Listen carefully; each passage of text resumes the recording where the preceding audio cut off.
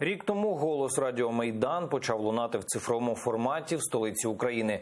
Відтоді перше кримсько-татарське радіо розповідає про реальні події на анексованому півострові, про утиски кримців та безчинство окупантів. Що за рік змінилося на Радіо Майдан і що в планах у першої кримсько-татарської радіостанції – далі в нашому сюжеті.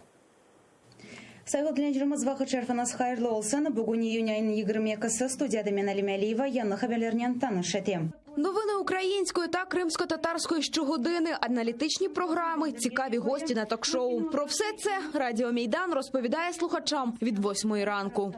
Майдан далгасында сефалы самалар. Жан директорын сізні сериалмайым.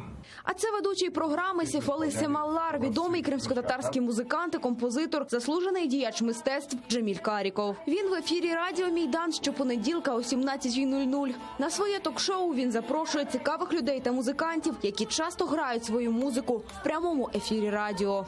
У нас много было гостей. Это наши известные исполнители, известные не только в нашем народе, но и известные вообще всей диаспоре. Я знаю, что они очень многие слушают, и даже в формате через, если это не онлайн, то, значит, в інтернеті. А у п'ятничному вечірньому ефірі Радіо Майдан слухачі можуть почути унікальну радіопрограму «Ільхамнаме». Вона знайомить з унікальною і неповторною кримсько-татарською музикою ханського періоду. Її ведуча і авторка ідеї – акторка Зейнеп Ягяєва.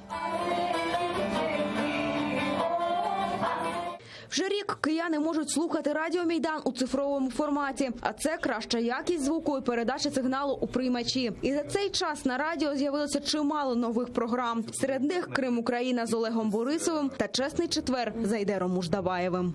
Я принципово кожну програму присвячую безпосередньо тільки темі Криму, а саме, що говорять тут, на материковій Україні, про Крим, які загальні і основні меседжі варто донести, ті, які не доносять інші радіостанції, або доносять, але менше часу цьому приділяють у прямому ефірі. Мне хочется, чтобы гостями этой программы были люди, которые что-то делают, которые что-то хотят делать.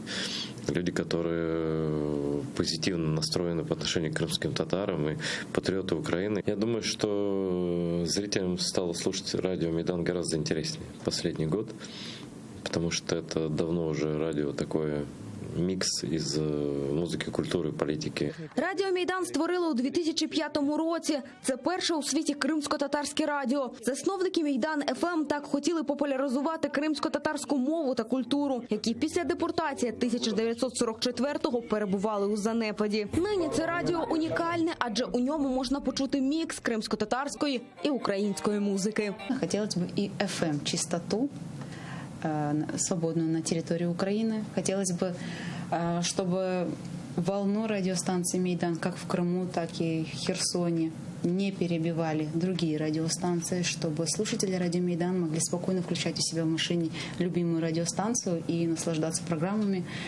музыкой.